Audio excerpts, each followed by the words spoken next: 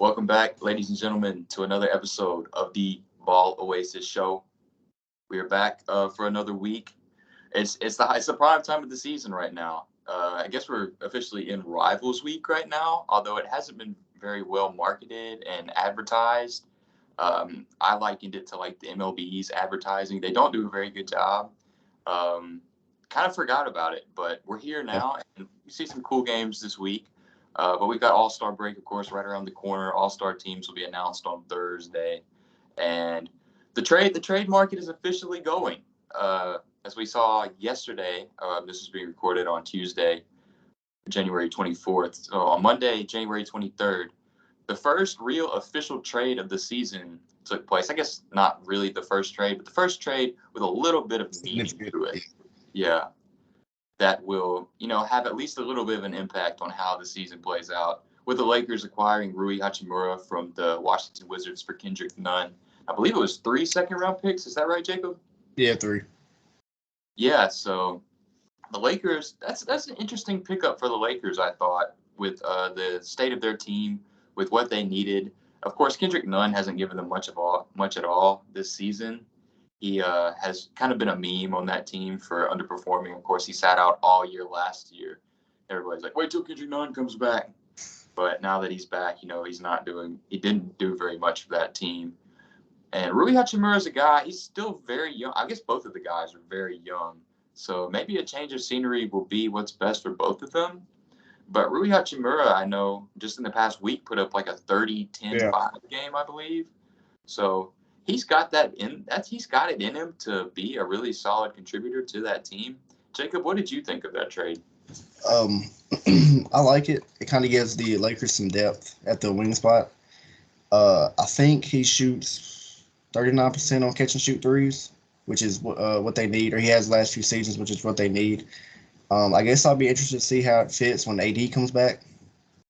Like, I think they said they'll put him at the 3, maybe run him at the 3 instead of the 4.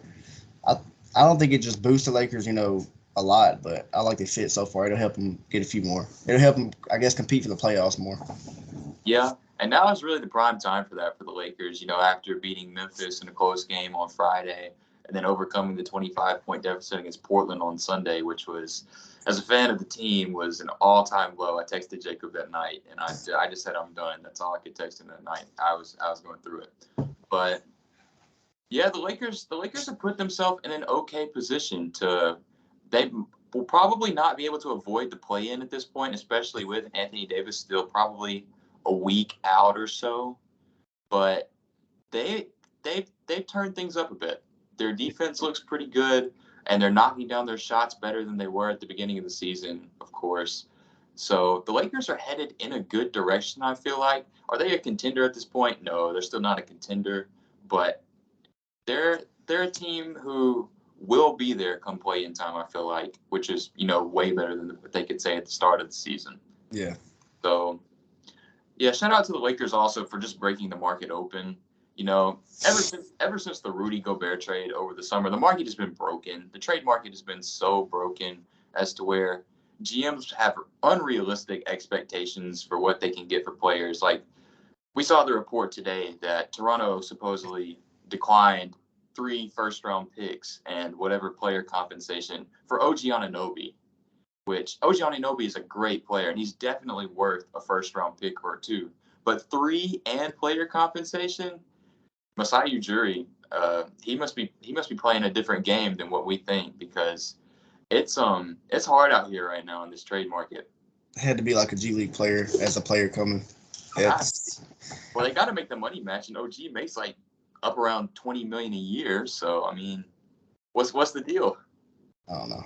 I'd do it just for the picks, just to go ahead and not rebuild, retool, I guess. Yeah, and we'll see some teams make some trades here in the next week or two. It's bound to happen. Teams like Toronto will be active.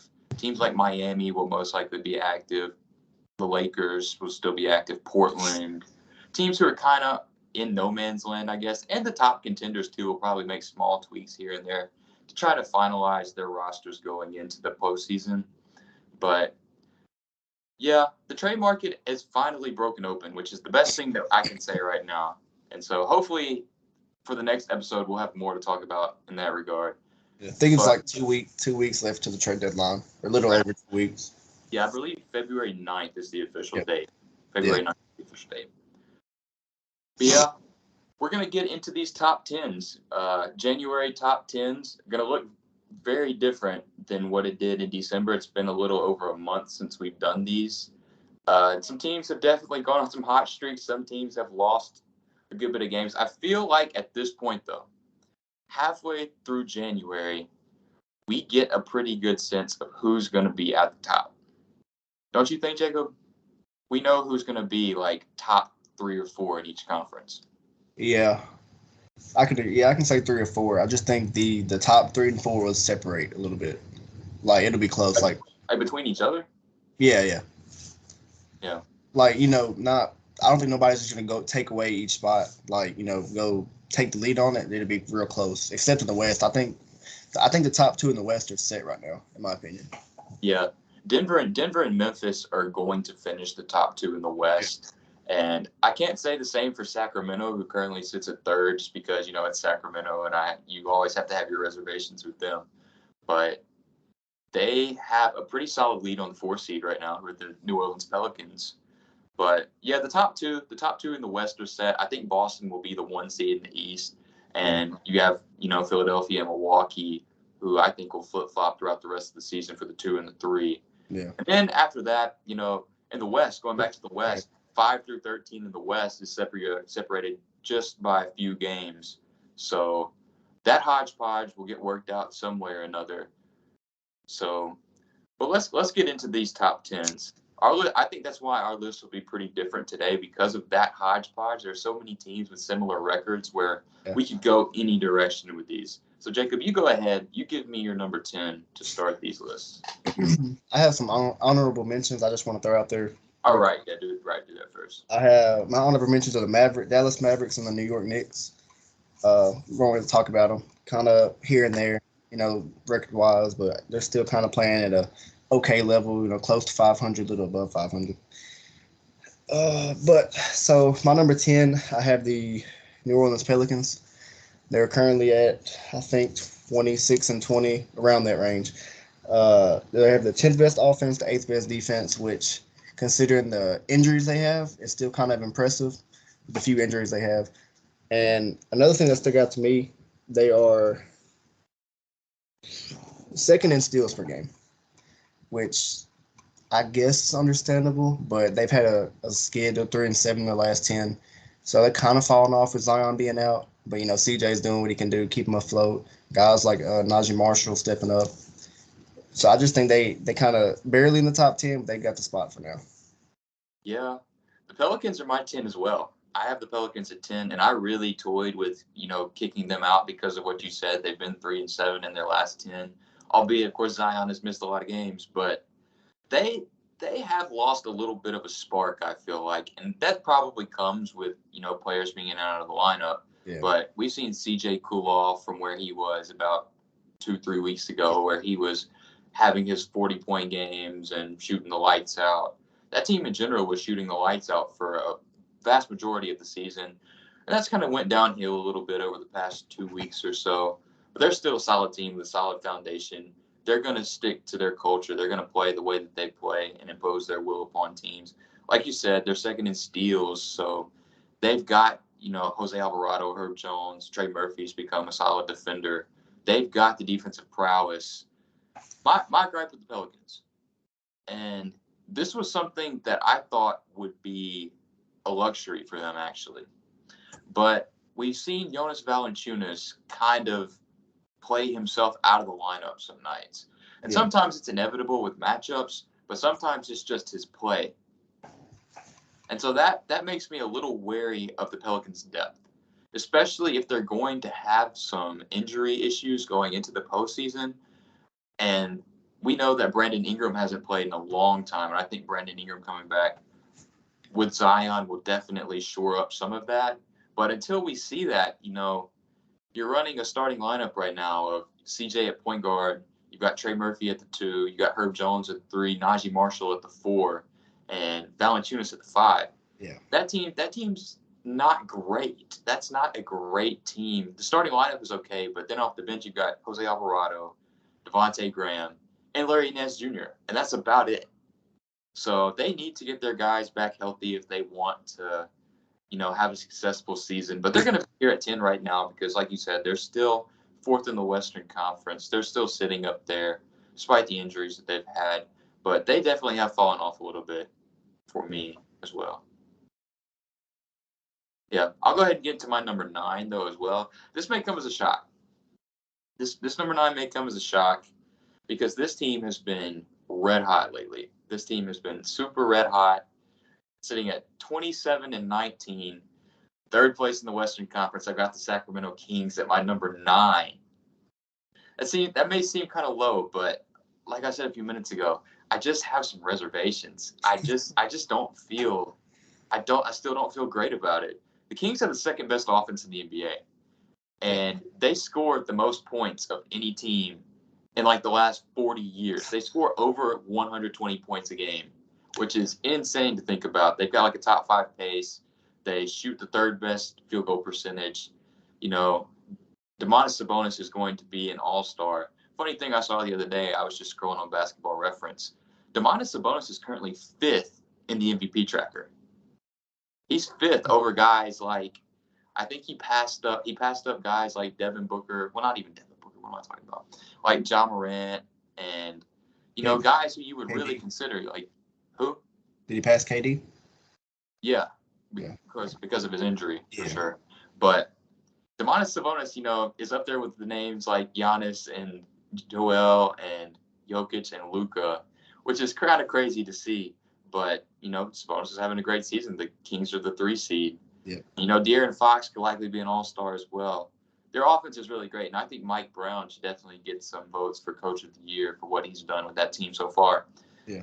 I'm just a little reserved on him, though, because I think that they're so hot right now that they've got to cool down at some point. Yeah. It's got to happen. It's bound to happen. And maybe I shouldn't, go based off of that, but it's the Sacramento Kings we're talking about, and it's going to be great because they're going to make the playoffs most likely, and it's going to be great to see them in the playoffs for the first time in 16, 17 years. But I have them in my 9.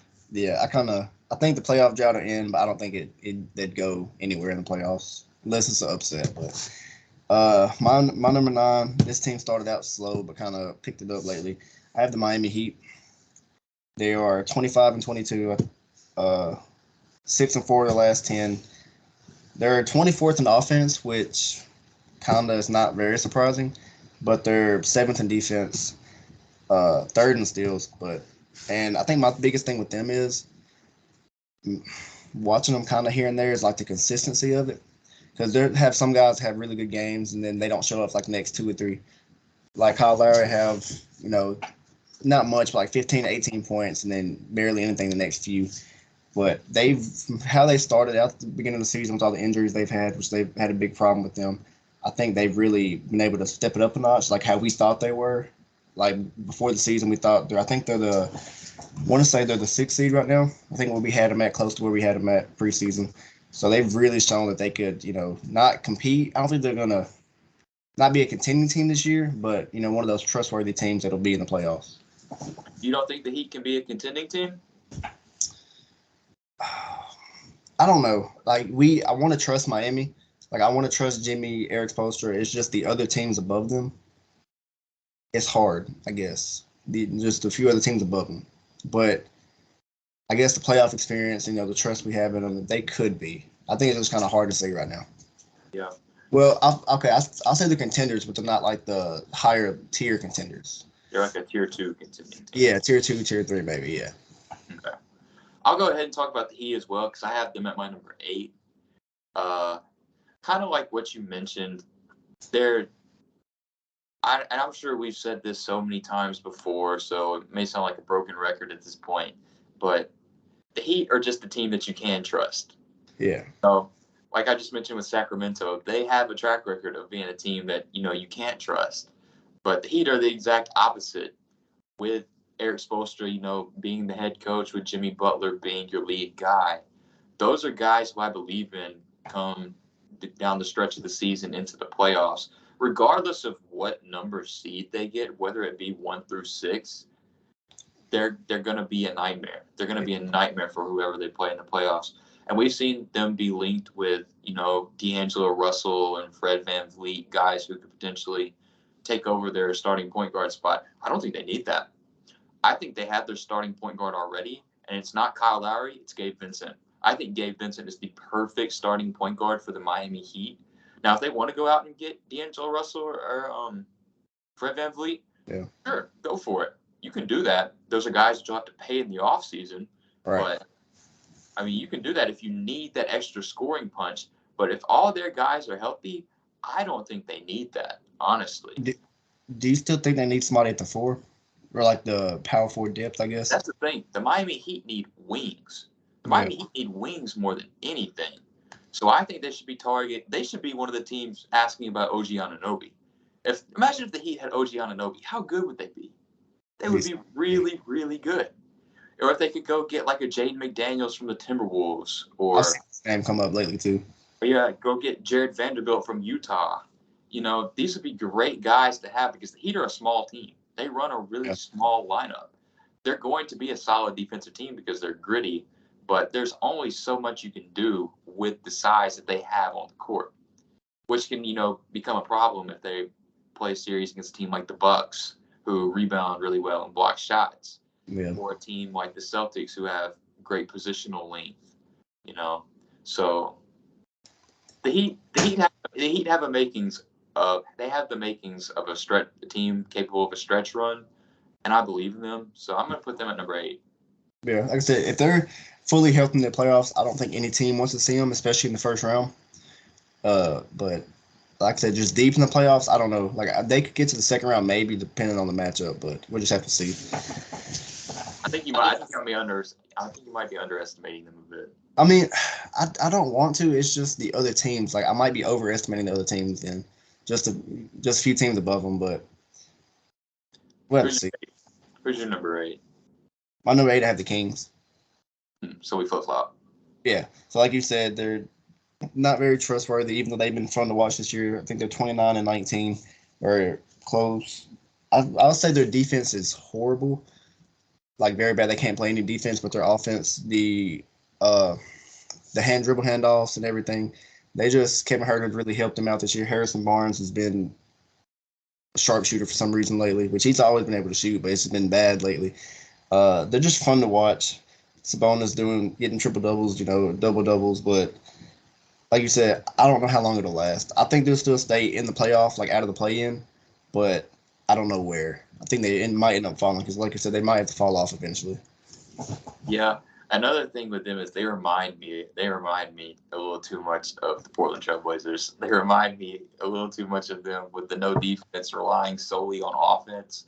That can only get you so far, especially if you don't have, transcendent offensive talent, which, you have Domantas Sabonis and De'Aaron Fox, who are great playmakers and, get to the paint, score well, but they're not great shooting. They're not a great shooting team outside of Kevin Huerter and Keegan Murray and Malik Monk. So that does worry me a little bit coming down the stretch, but they are where they are right now. So I'll lay off the Kings.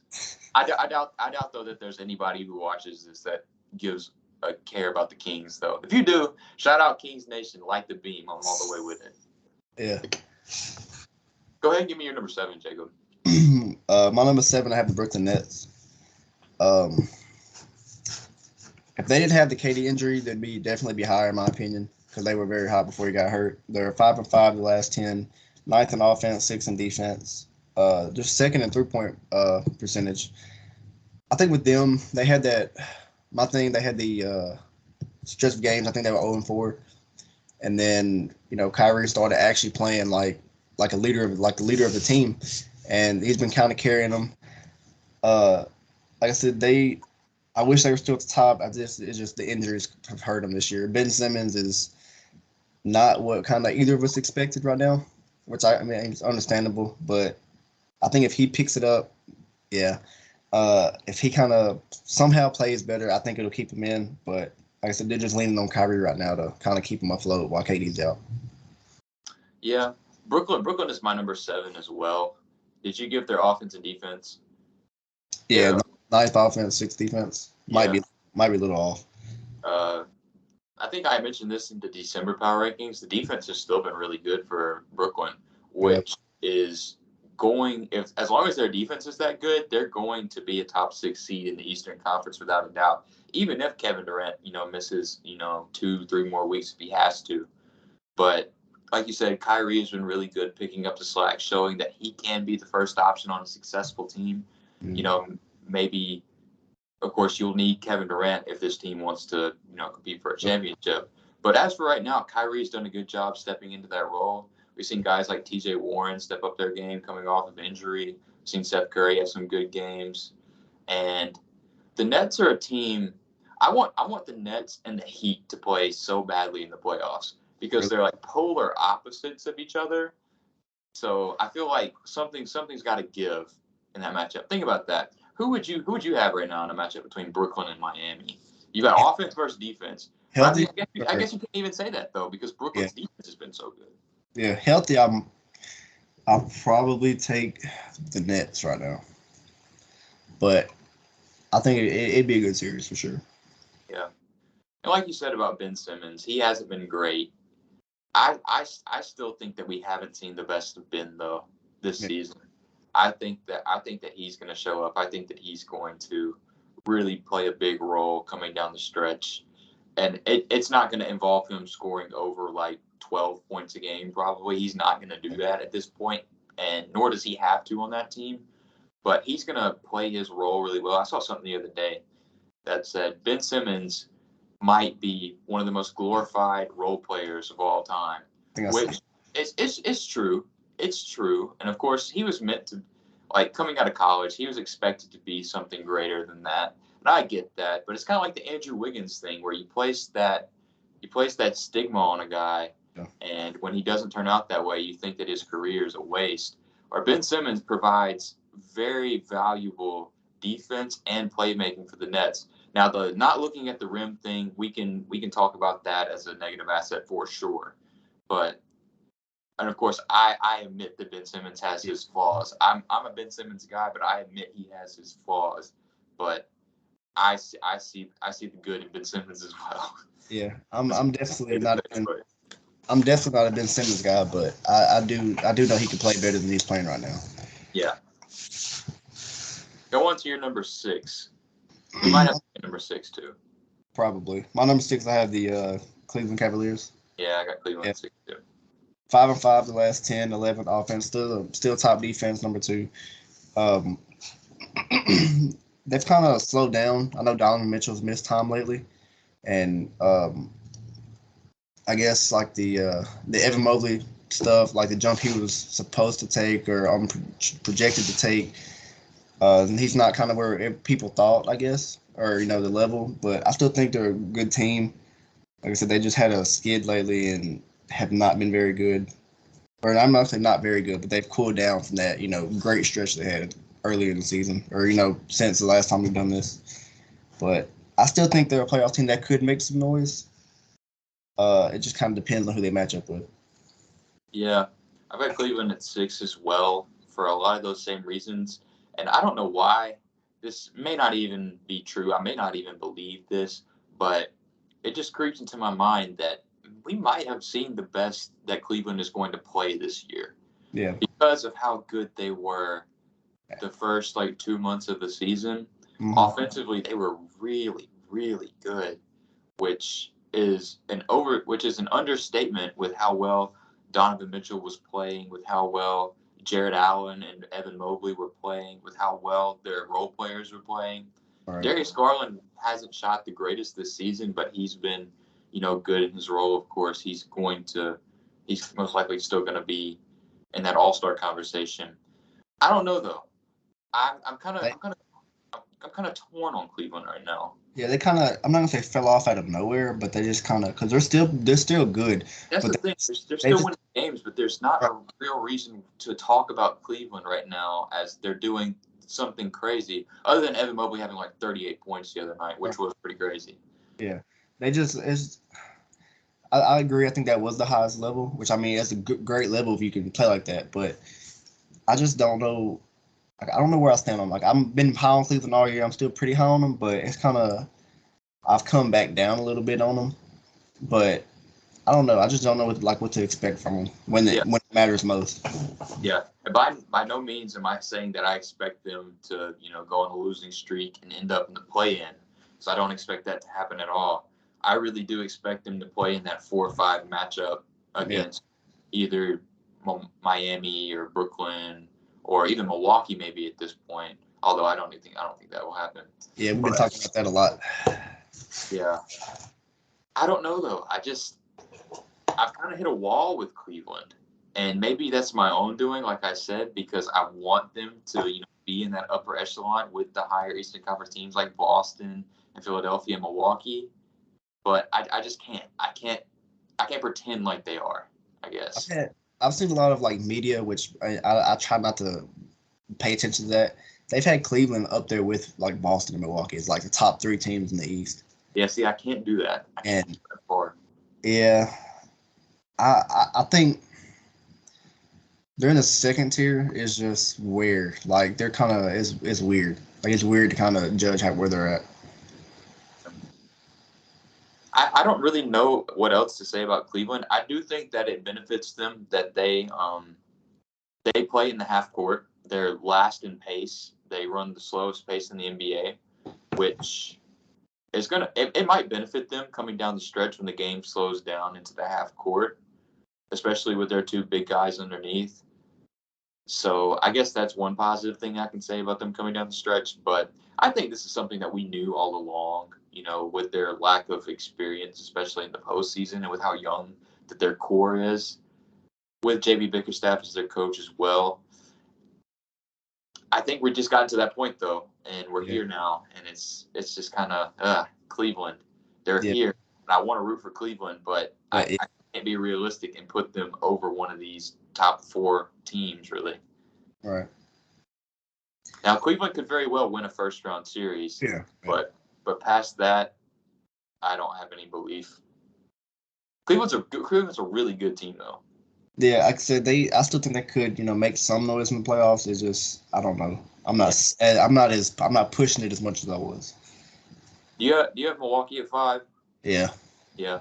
I'll lead with Milwaukee. They've played a little better lately. Drew Holiday was Eastern Conference Player of the Week, averaging like 35 points a game, which is crazy to see. And they've still had their guys in and out. Giannis has missed time. Chris Middleton has missed time. I think the Milwaukee Bucks are about to get really hot, and it may be until after the All-Star break where this happens, but they do kind of have a trend where once it's March and they see that they're hovering around like the 4 or 5 seed, where they pick it up and they end up in that top 3, maybe not with 1 or 2, but they'll be in that top 3. I almost guarantee it. Their numbers are still pretty much the same. They have a pretty low-ranked offense at 23rd, but they've got the 3rd-ranked defense. They're top 2 in rebounds. They foul the least out of any team in the league, which is really good for a team with their defensive prowess. They're kind of like Miami too, where they've just been there at this point. Their core is super experienced, and I have a lot of belief in them. They're sitting at 30-17. They're only a game behind Philadelphia or so. But, they have lost some games lately over the past 2-3 weeks. That makes you kind of scratch your head and say, Milwaukee, are they okay? And they may need to make a move or 2 at the deadline. I think it may take that, especially like you brought up the other day, trying to go get another guard. I think Javon Carter is a good backup point guard, so I don't think they need to. I think they may need some big depth, though, because outside of Bobby Portis, they may need another wing to bring off their bench. I guess the next biggest wing that they really play is Joe Ingles. He's not a great defender at this point. So I think that they could look into a guy like a Jared Vanderbilt or a Jaden McDaniels, or maybe even they try to go get an OG Anunoby. I don't know what their trade package would look like, but, that's where I'm at with Milwaukee. I think that they'll be there when it matters. They may, continue to lose a couple more games over the next, week or 2 going into the All-Star break, but I think they'll pick it up after that. Yeah, I kind of agree. Drew Holiday's been great for them lately, keeping them. I think Giannis has missed. I think he came back, but I think he missed 4 or 5 straight games. He kind of kept him afloat with that with his play. Like I said, I think my biggest thing with them is Chris Middleton because he's playing. Like I know it's like back and forth, but it's how healthy will he be? Because he has missed time. I think they brought him off the bench, but last night or night before last. If he's healthy in the playoffs, we know who they will be. It's just will he be healthy in the playoffs? Like I don't want to say just healthy, but what we know him to be when he's healthy. Right. But yeah, like I said, I think they'll be top three. Uh, I guess just wear two or three, but you explained them really good, really well. Yeah. Like keep going. I'll say, but I think that's my biggest thing with them is their offense. But hey, you got Giannis, so you'll be all right. They'll be okay. Right, and they're another team that runs a really slow pace, which I think will benefit them coming down the stretch. They're going to play the way that they've played over the last couple of seasons, and it's an easy argument to make that if Chris Middleton plays in that Celtics series, they beat the Celtics and likely go on to the finals for the second straight year to compete against Golden State. So Milwaukee will be there. I think that's pretty set in stone as long as their guys are healthy. Yeah. Wait, say what you're going to say. I think our top five might be the exact same. You think so? It depends on who you got at number 4. I have Philly at number 4. Okay, I kind of expected you to have somebody else at number 4. Interesting. Tell me why Philly's at number 4. They're 8-2 over the last 10. They have the 6th best offense, the 4th best defense. They're 4th 3-point percentage, which we've always kind of had trouble in the past with. But I watch Philly more than any other team, so I'm able to I know more. But they're I think 18-4 over the last 22, which has really helped them, especially this 5-game road trip. Against your Blazers, the Kings. They just look really good right now. I know they have a game every once in a while where they just don't look into it, but they've been really hot lately. My only thing with them, I think they have the hardest remaining schedule for the rest of the season, which that's kind of interesting. Like I think our next rivalry week, we play like Denver, Brooklyn. I think Boston next week. So we have a pretty tough schedule, but I think they can finish top 4. They've just been impressive lately. Yeah, I've seen some really good things out of the Sixers who have at the 4 spot as well. I'm kind of surprised you had them there. I thought you'd have them at 3 over a team that will not be named yet. But yeah, the Sixers have played some really good basketball lately, and it's kind of like what you said. I think if their entire team puts forth that energy and effort on a nightly basis, they can beat anybody. They really can. This is something that we talked about, going into the season. The talent on that roster compares with any other team in the league. It's just the buy-in and the energy level and what everything that basically goes along with that. They're healthy right now. They're the healthiest they've been pretty much all season. So they've really got that going for them going into the All-Star break. They've really picked up some good momentum, like you said, on that road trip. I think that was really big for them. And I think that these next couple games, like you said, can be some good opportunities to build on that and to really show which direction they're going to go, whether that be competing with Boston at the top of the conference or kind of in that middle, that second tier with Milwaukee and maybe Cleveland and Brooklyn. Yeah. So I think the Sixers are in a good spot though. Yeah, I meant to ask you, how do you feel about Maxey coming off the bench? I think it's great. Great. I think it's great because I think that DeAnthony Melton adds a great defensive presence in that backcourt that was lacking without Tyrese Maxey. Right. I mean, with Tyrese Maxey in there, no offense to him, but a Harden Maxey backcourt isn't a great defensive match. They're going to score a lot of points, but I think that the bench unit really benefits from having Maxey come in and be a playmaker off the bench too. I think that's what they missed a lot of from what I've seen. Of course, you know more about them than I do, but that's my take on it. I think that him being the secondary playmaker with that second unit and being the first real scoring punch off the bench has been really good as well. Yeah, I think we normally have one of the worst benches, but with him off the bench, it really boosted him. Yeah. So at number 3, you said everything you wanted to say about Philly? Yeah. So at number 3, I'm assuming we both have Memphis at number 3. Yeah. Yeah, Memphis is number 3. Of course, they went on the 11-game winning streak, which was really good. They picked up some really gutsy wins. They had a lot of blowouts in that stretch too, as well. They've lost 3 in a row though. The Grizzlies have lost 3 in a row on the road against the Lakers, the Suns, and the Kings, and they haven't looked great at doing what they do best. I would say. I want to stop you real quick. Steven Adams is out for 3 to 5 weeks now. I saw the Woj notification pop up. I didn't see like the timeline though. That Yeah, I was trying to. Yeah, that could definitely hurt their rebounding numbers for sure. But the Grizzlies come in with the 11th ranked offense. They have the first ranked defense still in the NBA, despite their last couple of games. They're first in rebounds with Steven Adams in the interior, and second in blocks. Jaren Jackson Jr.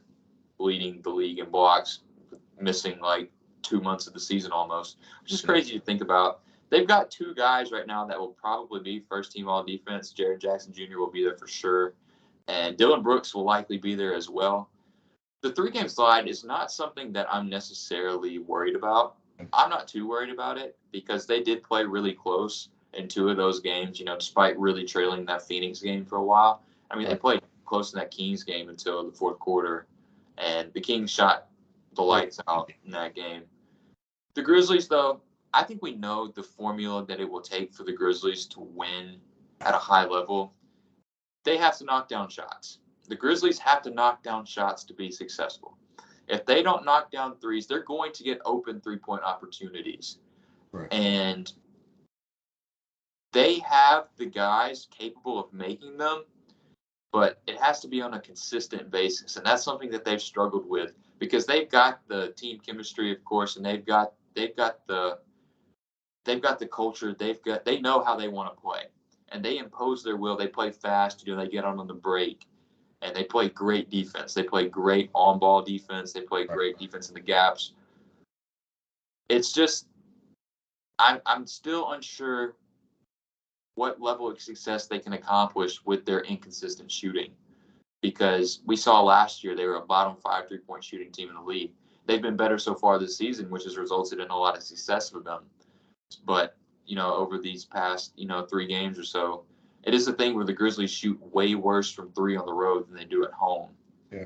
So I think that may be detrimental, especially in a playoff series. I think in the first round or 2, they might be fine because they'll likely have home court advantage at this point. Yeah. But say they have to play Denver in a conference finals series where Denver has home court advantage going into that altitude, that could be a problem for them. I'm just saying. Yeah, like you said, I trust them. I think they'll be the 2 seed or maybe the 1 seed the end of the regular season. It is their shooting. I know Dillon Brooks has his games where he can shoot, or he's either on or he's off. There's no in between. He's been really great with defense this year.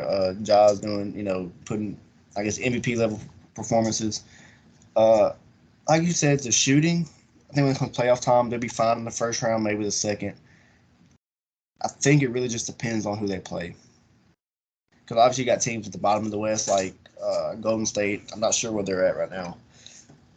But, yeah, I think I'll trust them. The regular season. It's just the playoffs, how they shoot in the playoffs. Yeah. And I will say this is the best that I've felt about a Memphis team with this core so far. I think they've picked up some valuable experience. I think that they know what it takes to win on that level. I think that Ja becoming more of a game manager is definitely going to be a big thing as well, because he's got the talent, he's got the playmaking ability. But if he can really manage the game, especially coming down the stretch of some tight games in like a postseason atmosphere, I think that's the next step for him. And if he can show that he can do that, I think the sky's the limit for the Memphis Grizzlies. Yeah, if he keeps shooting and playmaking like he has, most part of this year, I think they can make a deep run for sure. Yeah. You got Denver at 2? Yep. Tell me about Denver at 2. 33-13. They're their first number 1 offense. Their defense is still kind of questionable. It's been a lot better lately. They're just good. Like if you watch them, Jokic, just how he runs the offense, basically anything, just everything. They just mesh really well. I know Jamal Murray and MPJ. I'll give my praise to Jamal Murray. He's been really good lately. But I don't know. Like, I still have that one problem with them. I've said it many times on here, just the backup center spot. But I don't know. I trust them. I trust them to make a deep run this year in the playoffs, which could have happened last year if they were healthy. But I think this year they go back to they go to the conference finals for sure. Yeah, Denver is really, really good. They just mesh really well. Like, no matter who's out there, they're just meshing. Yeah, and of course I know the playoffs are completely different, Yeah. but they look unbeatable some nights. They look like no matter what you do, you can't beat them. Jokic can do literally anything. He can, we know the playmaking, we know the scoring, but it's just how he does it. It's just wherever he's at on the floor, he can make a play, whether it be, like I said, through somebody else, through him, and it's unstoppable. It really is unstoppable with him doing that, going up against most of the bigs in the league. About 99% of the bigs in the league can't stop that or can't have any effect on it. Yeah. And I honestly think he should win MVP again. I think he should win MVP again. I wouldn't be surprised by it. Yeah, MVP tracker on Basketball Reference yesterday had him at first in MVP tracker, and he was 70%, which is an overwhelming percentage over anybody else.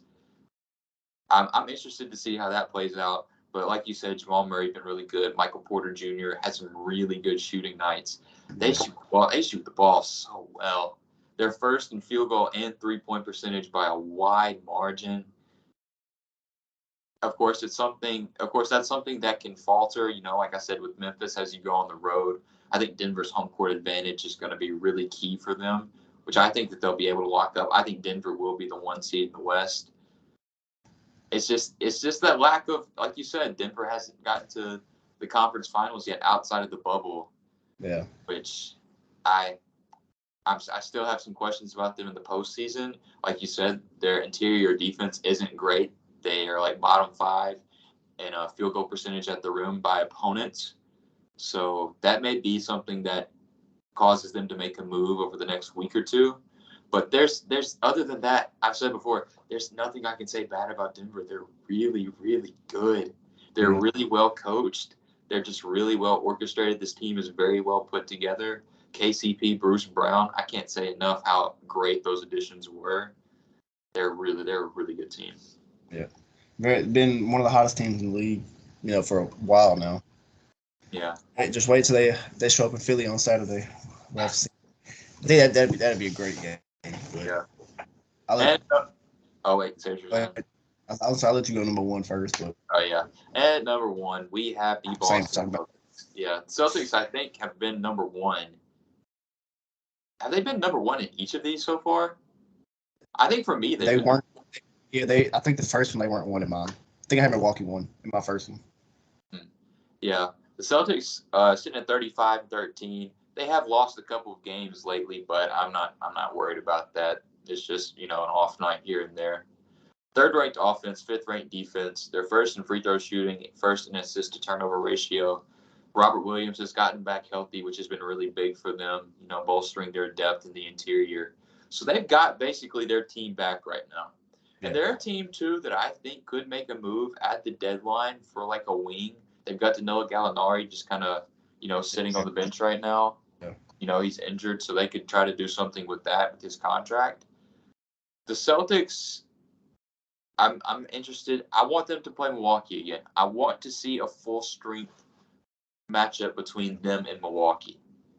Because last season, I'm pretty confident Milwaukee would have won. But the Celtics are a year older.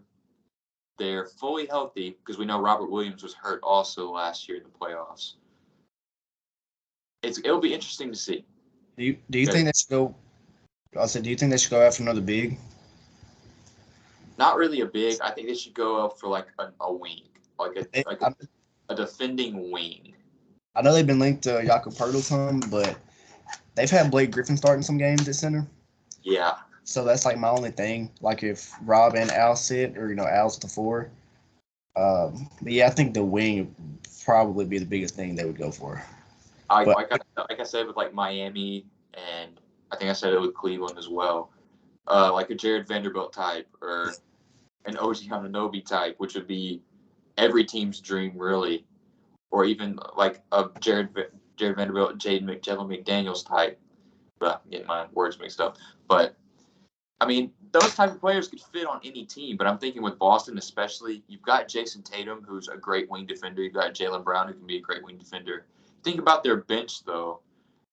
I think the best wing defender off their bench is probably Grant Williams, who can take on those matchups. But physically, Grant Williams looks different than guys like Jared Vanderbilt and Jaden McDaniels and OG. Grant Williams is like 6'6", and he's really stocky built. I feel like they could use a guy who's like 6'9", 6'10", long arms, can defend a big if they have to. Yeah. But can also, have the foot speed and lateral quickness to defend a guy on the wing. I think, of course, at guard, they're fine. They're perfectly fine at guard. I saw that they might be exploring Peyton Pritchard options, which, I mean, is okay if they want to do that. I don't mind that. Yeah. And I think they're even okay at the big. I know that they're big. I know Robert Williams is kind of small. I think Al Horford can run the 5, though. And if they want to go get another big, I'm not against it. But I think that the thing they should look for is like a 6'10", like, wing defender. I think they've been linked to Jay Crowder some, but I don't know. Jay Crowder doesn't really fit that mold. Jay Crowder, I haven't seen them linked, in a lot of rumors. Just a few, like Jay Crowder, Jakob Poeltl. But I think they could make a move to get over the top. Hey, Jonathan Isaac looked good against them last night. Go try to get Jonathan Isaac, maybe.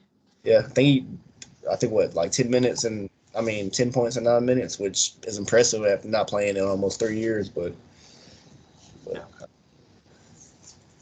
That's the top 10, though. That's the January top 10. Next top 10 will be post All-Star break. So team composition should look really different, especially for some contenders, some teams maybe floating around 500.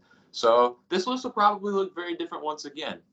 I was kind of surprised to see our list as similar as they were. I expected the top to be fairly similar, but I didn't expect the bottom to be the same. I thought you'd have the Kings higher than 8. I thought you'd have the Kings like up around like 6 or 5. I thought about it. It's just they've not fallen off, but I don't know. They just been playing different lately. Yeah. Other than that, Jacob, you got anything else to add before we close this episode out today?